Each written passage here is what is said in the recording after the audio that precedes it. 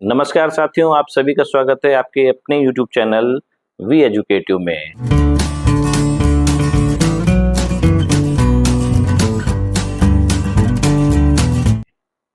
जिन साथियों की ड्यूटियां पीठासीन अधिकारी और प्रथम मतदान अधिकारी के रूप में आगामी विधानसभा चुनाव हेतु लग चुकी हैं, उनके लिए आज का वीडियो महत्वपूर्ण होने जा रहा है, क्योंकि आज के वीडियो में हम पीठासीन अधिकारी की डायरी को भरने का सही तरीका आपको बताने वाले हैं। तो कृपया वीडियो में अंत तक अवश्य बने रहें। वीडियो पसंद आए तो वीडियो को लाइक एवं शेयर अवश्य करें तथा शिक्षा विभाग से संबंधित हमारे इस महत्वपूर्ण चैनल को सब्सक्राइब करके अवश्य रखें। तो चलिए वीडियो स्टार्ट करते हैं और आपको बताने का प्रयास करते हैं कि पीठासीन अधिकारी की डायरी को आप किस प्रकार से भर पाएंगे। तो चलिए वीडियो स्टार्ट। आपकी स्क्रीन के सामने यहाँ पीठासीन अधिकारी की डायरी का एक प्रारूप रखा गया है। अनुलग्नक 7 के अंतर्गत ये आता है। तो इसको हम देख लेते हैं कि आप पीठासीन अधिकारी की डायरी को किस प्रकार से भर सकते हैं।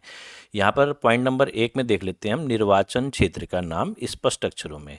तो जो विधानसभा क्षेत्र आपको आवंटित हो रखी होगी, जिस विधानसभा क्षेत्र के अंतर्गत आपकी ड्यूटी लगी होगी, उसका यहाँ पर नाम आपको स्पष्ट अक्षरों में लिखना है। आपके जो ड्यूटी प्रमाण पत्र होगा उसमें भी ये मेंशन होगा। तो मान लिया यहाँ पर 19 मोतिहारी हमने यहाँ पर लिख दिया है कि 19 मोतिहारी विधानसभा क्षेत्र में आपकी ड्यूटी लगी है।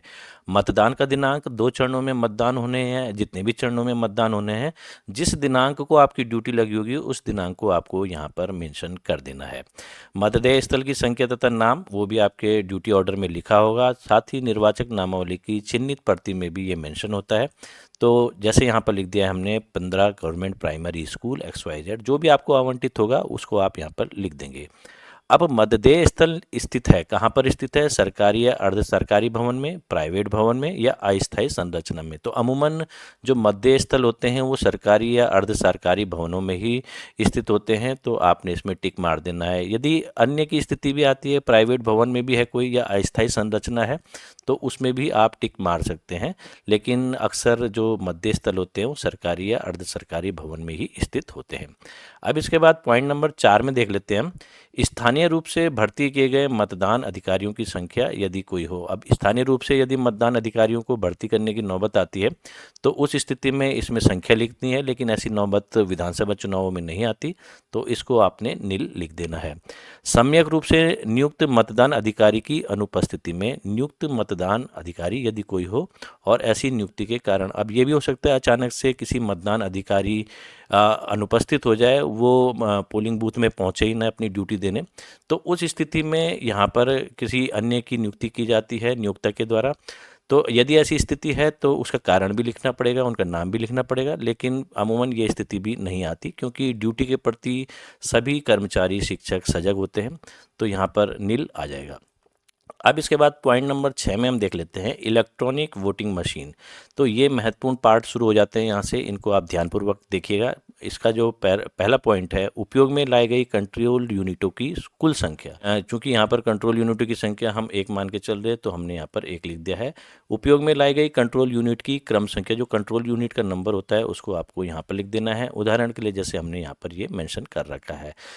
उपयोग में लाई गई बैलेट यूनिटों की संख्या, ये भी हमने 1 मेंशन की है। उपयोग में लाई गई बैलेट यूनिट की क्रम संख्या, तो बैलेट यूनिट की जो क्रम संख्या है उसको भी हमने यहाँ पर काल्पनिक नंबर लिख दिया है। तो जो आपको बैलेट यूनिट इश्यू हो रखी होगी उसका नंबर आपको यहाँ पर लिख देना है। उपयोग में लाई गई पेपर सीलों की संख्या, तो जो उपयोग में आई है यहाँ पर एक पेपर सील उपयोग में आई है, मॉडिफाइड पेपर सील होती है। उपयोग में लाई गई पेपर सीलों की क्रम संख्या, तो जो क्रम संख्या है उसको यहाँ पर मेंशन कर देना है जो पेपर सील यूज में आई है।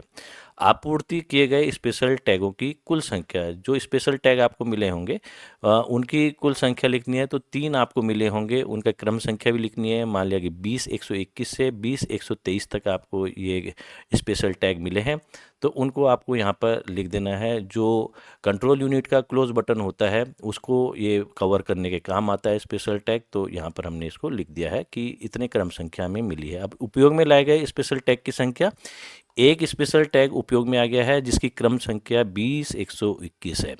तो एक उपयोग में आई, 3 मिली थी, तो 2 स्पेशल टैग हमें वापस हो गए। उपयोग में न लाए गए वापस किए गए स्पेशल टैग की क्रम संख्या, तो जो यूज में नहीं आए 20-122 और 20-123 ये उपयोग में नहीं आए, तो इनको हमने वापस कर दिया।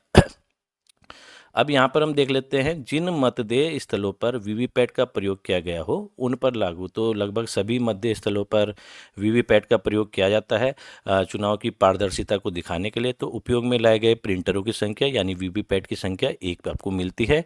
प्रिंटर्स की क्रम संख्या, जो वीवीपैट का क्रम संख्यांक होगा उसको भी आप यहाँ पर मेंशन कर देंगे। अब यहाँ पर पॉइंट नंबर 8 में देख लेते हैं मतदेय स्थल पर मतदान अभिकर्ता नियुक्त करने वाले अभ्यर्थियों की संख्या। अब जो कैंडिडेट होते हैं जो चुनाव लड़ रहे हैं उन्होंने संबंधित पोलिंग बूथ में अपने पोलिंग एजेंट भी नियुक्ति किए होंगे, तो उनकी संख्या यहाँ पर हमें मेंशन करनी है। आप अपने पोलिंग बूथ में जो भी पोलिंग एजेंट आ रखे होंगे, नियुक्त हो रखे होंगे, उनकी संख्या अपने हिसाब से मेंशन कर सकते हैं। यहाँ पर हम उदाहरण के लिए आपको बता देते हैं, मतदान के प्रारंभ में उपस्थित मतदान अभिकर्ताओं की संख्या, मान लिया कि 6 ऐसे पोलिंग एजेंट है जो मतदान जब शुरू हुआ उस समय उपस्थित थे, और मतदान अभिकर्ताओं की संख्या जो विलंब से आए, जो लेट से आए, वो मान लिया कि 2 है। मतदान की समाप्ति पर उपस्थित मतदान अभिकर्ताओं की संख्या, टोटल मतदान अभिकर्ता जो है 6 और 2 8 है, लेकिन एक मतदान अभिकर्ता अनुपस्थित था जब मतदान की समाप्ति के समय, तो यहाँ पर हमने इसको 7 लिख दिया कि 7 पोलिंग एजेंट उस समय उपस्थित थे। अब यहाँ पर हम देख लेते हैं मतदेय स्थल पर विनिश्चित मतदाताओं की कुल संख्या। तो कुल टोटल कितने वोटर हैं आपके पोलिंग बूथ में, वो यहाँ पर लिखना है, जो कि निर्वाचक नामावली की चिन्हित प्रति में मेंशन होगा। इसमें पुरुष भी शामिल होंगे, महिला भी शामिल होंगी, थर्ड जेंडर भी शामिल होंगे। तो मान लिया कि जो पोलिंग बूथ आपको आवंटित हो रखा है उसमें 900 कुल वोटर हैं। तो यहाँ पर अब अगला देख लेते हैं पॉइंट, निर्वाचक नामावली की चिन्हित प्रति के अनुसार मतदान करने के लिए अनुमत निर्वाचकों की कुल संख्या, जिनको मतदान देने के लिए आगे भेज दिया गया द्वितीय मतदान अधिकारी के पास, उनकी जो कुल संख्या है वो 780 है। मान लिया 900 वोटर हैं तो 900 के 900 वोटर वोट नहीं देते, कुछ अनुपस्थित भी रह जाते हैं, तो मान लिया कि 780 वोटर आए। और मतदाताओं के रजिस्टर प्रारूप 17 का यानी कि 17A में यथा प्रविष्ट निर्वाचकों की कुल संख्या, जो 17 का में एंट्री हो रखी है मतदाता रजिस्टर 17 का में, जिसका प्रभारी द्वितीय मतदान अधिकारी होता है, उसमें जो निर्वाचकों की प्रविष्टि हुई है वो 780 निर्वाचकों की प्रविष्टि हुई है, जिनमें उनके हस्ताक्षर भी हुए हैं या फिर अंगूठे का निशान भी लगा है। वोटिंग मशीन के अनुसार रिकॉर्ड गए मतों की कुल संख्या ये भी 780 है। और मतदाताओं की संख्या जिन्होंने मत ना देने का विनिश्चय किया हो, यदि कोई हो, तो मान लेते हैं कि आपके केस में कोई भी ऐसा वोटर नहीं था जिसने जब मतदाता रजिस्टर 17 का में एंट्री भी हो गई लेकिन उसने मतदान ना करने का विनिश्चय कर लिया हो, तो ये 0 हमने लिख दिया है, नील लिख दिया है। यहाँ पर प्रथम मतदान अधिकारी के हस्ताक्षर करवा लेंगे और यहाँ पर द्वितीय मतदान अधिकारी के हस्ताक्षर हो जाएंगे, क्योंकि मतदाताओं के रजिस्टर के प्रभारी मतदान अधिकारी के हस्ताक्षर, जो मतदाताओं का जो रजिस्टर होता है 17 का, उसके प्रभारी द्वितीय मतदान अधिकारी होते हैं, तो उनके सिग्नेचर यहाँ पर दाईं तरफ करवा देंगे। अब इसमें हम आगे देख लेते हैं मतदान करने वाले निर्वाचकों की कुल संख्या। जिन्होंने मतदान किया है 900 कुल वोटर थे, लेकिन जिन्होंने मतदान किया है वो टोटल 780 हैं। अब 780 में पुरुष हैं 400, महिलाएं हैं मान लिया 380, जो थर्ड जेंडर हैं वो 0 है। तो कुल ये 400 और 380 780 यहाँ पर वोटर आ जाते हैं। अब चुनौती युक्त चैलेंज मत, अब चुनौती यदि चैलेंज मत का प्रावधान आपके पोलिंग बूथ में हो गया है तो उसकी संख्या हम यहाँ पर लिख देंगे कि मान लिया 1 चैलेंज वोट आपके पोलिंग बूथ में पड़ा है। अगर नहीं पड़ा है तो इसको आप 0 लिख दें। अस्वीकृत संख्या ये नील है कि इनको अस्वीकार नहीं किया गया। और जो जब्त की गई धनराशि है वो 2 रुपये हमने यहाँ पर लिख दिया कि 2 रुपये चैलेंज मत के रूप में हमें प्राप्त हुए। उन व्यक्तियों की संख्या जिन्होंने निर्वाचन ड्यूटी प्रमाण पत्र ईडीसी प्रस्तुत करने पर मतदान किया। तो जो ईडीसी होता है, इलेक्शन ड्यूटी सर्टिफिकेट, वो लोकसभा चुनावों के लिए अक्सर होता है, ईडीसी के जरिए वोट दिया जाता है, क्योंकि सामान्यतः एक ही जो संसदीय क्षेत्र होता है और वहीं के जो निवासी जो शिक्षक हैं, कर्मचारी, उनकी ड्यूटी उन्हीं के संसदीय क्षेत्र में कहीं ना कहीं लग जाती है। तो उस कंडीशन में वो ईडीसी के जरिए वोट दे देते हैं, जो ईवीएम मशीन के ही जरिए। लेकिन विधानसभा चुनावों में चूँकि उसी विधानसभा क्षेत्र के अंतर्गत उनकी ड्यूटी नहीं लगती, शिक्षकों एवं कर्मचारियों की, जिस विधानसभा क्षेत्र के वो निवासी है, तो उस कंडीशन में उनको पोस्टल बैलेट का उपयोग करवाया जाता है। तो विधानसभा चुनावों में ईडीसी का जो मामला है वो बिल्कुल नील ही रहता है, तो यहाँ हमने नील लिख दिया। ये कंडीशन आपके पोलिंग बूथ में भी नहीं आएगी। प्रवासी निर्वाचकों की संख्या जिन्होंने मतदान किया, जो एनआरआई होते हैं, जिनको भले ही फोटो पहचान पत्र लागू नहीं किया जाता उन पे, और उनकी नागरिकता भले ही भारत की होती है लेकिन वो विदेश में रहते हैं, तो वो अपना पासपोर्ट दिखा के भी मतदान कर सकते हैं, एनआरआई। तो मान लिया कि ऐसे केसों की संख्या 1 है, तो हमने यहाँ पर इनको 1 लिख दिया है। निर्वाचकों की संख्या जिन्होंने साथियों की सहायता से मतदान किया। अब कुछ निर्वाचक ऐसे भी हो सकते हैं, मतदाता जो अंधे हों, शिथिलांग हो, जिनको देखने में चलने में परेशानी हो रही हो, या फिर जो उम्मीदवार हैं उनके चुनाव निशान हैं उनको देखने में परेशानी हो रही हो, तो उस कंडीशन में वो 18 वर्ष या उससे अधिक आयु के एक हेल्पर को ले सकते हैं अपने साथ। लेकिन जो हेल्पर बनेगा वो एक जो मतदाता होगा उसका एक ही बार में हेल्प कर सकता है। ये नहीं होगा कि वो कई जो ऐसे इस प्रकार के मतदाता होंगे उनकी हेल्प करेगा। एक हेल्पर एक ही मतदाता के लिए हेल्प कर सकता है। प्रॉक्सी द्वारा दिए गए मतों की संख्या 2 है। मान लिया कि प्रॉक्सी वोटर, जैसे आप जानते हैं, कुछ वर्गीकृत सेवाओं में कार्य करने वाले जो कर्मचारी होते हैं, जैसे सेना के जवान हैं, वो चुनाव की डेट के समय उपस्थित नहीं हो पाते, तो वो अपना अधिकृत कर देते हैं अपने वोटर के रूप में अपनी माता को, पिता को, भाई को, बहन को या धर्मपत्नी को, तो उनको प्रॉक्सी वोटर बोला जाता है। तो मान लिया कि उनकी संख्या 2 है, प्रॉक्सी वोटर की संख्या। निविदा मतों की संख्या, टेंडर वोट की संख्या, मान लिया कि आपके पोलिंग बूथ में 1 पड़ी है। अगर नहीं पड़ी है तो इनको 0 भी लिख सकते हैं आप, यहाँ पर भी 0 लिख सकते हैं। प्रॉक्सी वोटर के केस में अगर आपके पोलिंग बूथ में प्रॉक्सी वोटर का प्रावधान नहीं हुआ है तो उसको भी 0 लिखिए। और निविदा मतों की संख्या यदि पड़ी है तो उसकी संख्या लिखिए, अन्यथा की स्थिति में यहाँ पर भी आप 0 लिखिए। इसी प्रकार से यदि जो निर्वाचकों की संख्या जिन्होंने साथियों की सहायता से मतदान किया, अगर कोई नहीं है तो उसको 0 लिख सकते हैं। एनआरआई यदि कोई नहीं है तो उसको भी 0 लिख सकते हैं। लेकिन यदि है तो हम सारे केसेस लेके यहाँ पर चल रहे हैं, उनकी संख्या हमने लिख दी है। अब यहाँ निर्वाचकों की संख्या जिनसे उनकी आयु के संबंध में घोषणा प्राप्त की गई। मान लिया किसी जो मतदाता है उसकी आयु के संबंध में जो पीठासीन अधिकारी है उनको डाउट होता है, तो ऐसी स्थिति में जो पीठासीन अधिकारी होते हैं वो संबंधित मतदाता से निर्धारित प्रारूप में उनकी आयु के संबंध में घोषणा ले सकते हैं। तो मान लिया कि जिन्होंने घोषणा दे दिया, हस्ताक्षर कर लिए हैं, उनकी संख्या 2 है, और जिन्होंने ऐसी घोषणा से देने से इनकार कर दिया है वो 0 है। क्योंकि अक्सर सभी घोषणा दे देते हैं क्योंकि उन्हें मताधिकार का प्रयोग करना होता है, तो ये 0 मान लेते हैं। क्या मतदान स्थगित करना आवश्यक था? यदि ऐसा था तो ऐसे स्थगन के कारण दें। तो मतदान आपके केस में मान लिया कि ईश्वर न करे स्थगित करने की कोई चांस है, तो यहाँ पर हमने नो ही लिखा है इसको। अब यहाँ पर प्रत्येक 2 घंटे में डाले गए मतों की संख्या, ये महत्वपूर्ण है, इसको आप ध्यानपूर्वक देखिएगा। और जो ये टाइमिंग है, ये आपके राज्य में जो चुनाव हो रहा होगा, हो सकता है कि राज्य निर्वाचन आयोग के द्वारा समय को बदला भी जा सकता है।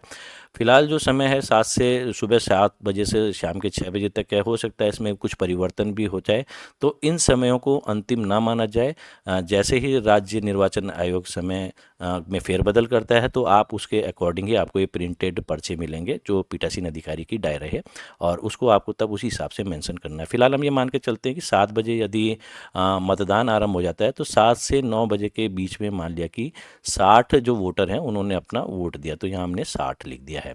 इसी प्रकार से 9 बजे से 11 बजे पूर्वाह्न तक 150 वोटरों ने वोट दे दिया है। जो ये 2 घंटे का वोटर है, 9 बजे से 11 बजे 2 घंटे होते, तो 2 घंटों के अंदर में 150 वोटरों ने वोट दिया, और इससे पिछले 2 घंटों में 60 वोटरों ने वोट दिया। तो क्यूमुलेटिव भी ऐड कर सकते हैं, जैसे 60 + 150 210, इसको अपनी सुविधा के लिए आप यहाँ पर लिख सकते हैं ताकि ये मैचिंग हो जाए कि जब अंतिम मतदान पड़ जाए तो ये पूरा टोटल वही होना चाहिए जो मतदाताओं के रजिस्टर 17 का में है। इसी प्रकार 11 बजे से 1 बजे तक, अपराह्न 1 बजे तक, मान लिया कि इन 2 घंटों में 200 वोटर्स ने वोट दिया, तो 210 पहले दे चुके हैं, तो 210 + 200 = 410, ये भी लिख सकते हैं। और आप केवल सिंपल इतना भी लिख सकते हैं, क्यूमुलेटिव जो ऐड कर रहे हैं उनको लिखने की आपको आवश्यकता भी नहीं है, परंतु अपनी सुविधा के लिए यदि आप लिखना चाहें तो इसको आप लिख सकते हैं। इसी प्रकार दोपहर 1 बजे से 3 बजे अपराह्न तक, मान लिया कि इन 2 घंटों में 240 वोटर्स ने वोट दिया, तो पिछले जो घंटे थे 2 4 6 घंटे, उनमें 410 वोटर्स वोट दे चुके हैं, प्लस 240 ही आ गए, तो 650 कुल वोट पड़ चुके हैं। और इसके बाद 3 बजे से जब चुनाव की समाप्ति होगी, मान लिया कि 130 वोटर्स ने वोट दे दिया है, चुनाव की समाप्ति का जो समय होगा उसको आप लिखना पड़ेगा। अब ये ज़रूरी नहीं है कि 6 बजे तक का ही टाइम हो तो आप 6 बजे लिखें। हो सकता है कुछ मतदाता ऐसे हों जो पंक्तियों में खड़े हों, पोलिंग बूथ के अंदर हो, गेट के अंदर हो, पंक्तियों में खड़े हों और वो 20-25 हो तो उनमें समय यहाँ पर फेरबदल हो सकता है। 6 बजे भले ही चुनाव के समाप्ति की घोषणा है, लेकिन यदि पंक्ति में कोई खड़े हैं तो 6 के 7 भी बज सकते हैं, तो यहाँ पर समय आपको अपने अकॉर्डिंग लिखना होगा। तो मान लिया कि जो 3 बजे से चुनाव समाप्ति तक 130 वोटरों ने और वोट दे दिया है, तो 650 पहले पड़ चुके हैं प्लस 130 ये 780 आ जाते हैं। तो टोटल वोटर्स भी 780 हैं, तो ये 780 हमने यहाँ पर लिख दिया है। क्यूमुलेटिव में भी ये 780 आ गया है। अब यहाँ पर देख लेते हैं मतदान प्रारंभ होने और समापन के लिए नियत समय के आधार पर आवश्यक परिवर्तन किया जा सकता है। जैसे अभी हमने वीडियो में अभी बताया ही आपको कि राज्य निर्वाचन आयोग चाहे तो इसमें समय में परिवर्तन समय समय पर कर सकता है। तो अभी इसको अंतिम न समझा जाए फिलहाल। अब यहाँ पर देख लेते हैं विजिटर सीट के अनुसार मतदेय स्थल पर आगंतुकों का विवरण। अब इसको भी देख लीजिए कि मान लिया कि क्रम संख्या यहाँ पर आप अपने हिसाब से लिख सकते हैं। अगर आगंतुक आ रहे हैं, जैसे आरओ कोई आया, मान लिया 11:30 बजे आया, तो मतदान प्रक्रिया का संक्षिप्त विवरण तो यहाँ शांतिपूर्वक वो लिख सकते हैं। और यात्रा के समय तक डाले गए मतों की कुल संख्या फॉर्म 17 का के अनुसार कितने हैं, 350। ईवीएम के अनुसार भी 350 है। इसको चेक करके वो ये लिख सकते हैं, भर सकते हैं और उनके इनिशियल साइन भी यहाँ पर आप करवा सकते हैं साथ में। इसी प्रकार कोई और भी आते हैं तो उनकी टाइमिंग नोट करके इसको आप भरते जाएं और इस प्रकार से इसको आप कंप्लीट कर दें विजिटर सीट को। तो इसके बाद जो आता है मतदान समाप्त होने के समय पंक्ति में खड़े मतदाताओं को जारी की गई पर्चियां। जैसे हमने पहले भी बताया कि मतदान की समाप्ति का समय भी हो गया, लेकिन पंक्ति में लोग अभी भी खड़े हैं, मतदाता खड़े हैं पोलिंग बूथ के गेट के अंदर। तो मान लिया कि पंक्ति में खड़े हुए मतदाताओं की कुल संख्या अभी 15 और है जिन्होंने वोट देना है। अंतिम मतदाता के मत देने के पश्चात मतदान समाप्ति का समय, मान लिया कि 6 बजे समाप्ति होती है, उससे 6:30 बज गए या 7 बज गए, तो वो एग्जैक्ट टाइम आपको डालना है जब अंतिम मतदाता ने वोट दिया। वो आपकी ईवीएम मशीन में भी आ जाएगा वैसे जब वो वोट डालेगा। निर्वाचन अभी अपराधों का विवरण में देख लेते हैं। मतदेय स्थल से 100 मीटर की दूरी के अंदर प्रचार प्रसार करना ये नहीं होगा। मतदाताओं का छद्मरूपण करना ये भी नहीं हुआ आपके पोलिंग बूथ में। तो मतदेय स्थल पर नोटिस या किसी सूचना की सूची को या अन्य दस्तावेज को कपटपूर्वक बिगाड़ना, नष्ट करना या हटाना, तो ये भी आपके पोलिंग बूथ में ना ही हो, नील लिख देंगे आप। मतदाताओं को रिश्वत देना ये भी केस ना हो तो इसको भी नील लिख देंगे। मतदाताओं और अन्य व्यक्तियों को भयभीत करना ये भी नील लिख देंगे। बूथ पर कब्जा करना ये भी नील लिख देंगे। क्या निम्नलिखित कारणों से मतदान में विघ्न या बाधा उत्पन्न की गई? बलवा, खुली हिंसा, प्राकृतिक आपदा, बूथ पर कब्जा, वोटिंग मशीन का विफल होना या अन्य कोई कारण? कृपया उपयुक्त में के बारे में पूर्ण विवरण दें। यदि आपके पोलिंग बूथ में इस प्रकार की कोई घटना होती हो तो उसका आपको कारण देना है टिक लगा के। अगर ऐसी घटना नहीं हुई, ईश्वर करे ना ही हो, तो बढ़िया होगा, तो इसको आप नील लिख देंगे। इसके बाद क्या मतदेय स्थल पर उपयोग में लाई गई किसी भी वोटिंग मशीन में गड़बड़ी हुई थी? तो पीठासीन अधिकारी की अभिरक्षा से अवैधानिक रूप से छीनकर, आकस्मिक या जानबूझकर, गुम या नष्ट करके या नुकसान पहुंचा रही है छेड़खानी करके, तो इसको भी आप नील लिख देंगे। ऐसी भी घटना आपके पोलिंग बूथ में ना हो।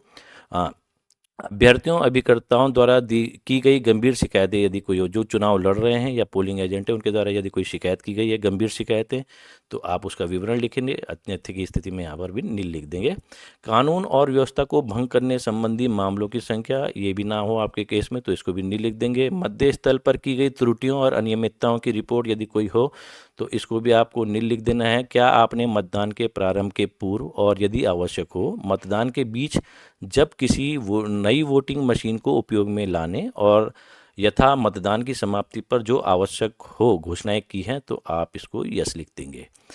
यहाँ पर स्थान डाल देंगे, तारीख डाल देंगे, पीठासीन अधिकारी के हस्ताक्षर हो जाएंगे और यह डायरी मतदान मशीन, विजिटर सीट, पर्यवेक्षण की 16 बिंदु वाली प्रेक्षक की रिपोर्ट और अन्य सीलबंद अभिलेखों के साथ रिटर्निंग ऑफिसर को भेजनी चाहिए। तो इस प्रकार आप ये जो पीठासीन अधिकारी की डायरी है उसको भर सकते हैं।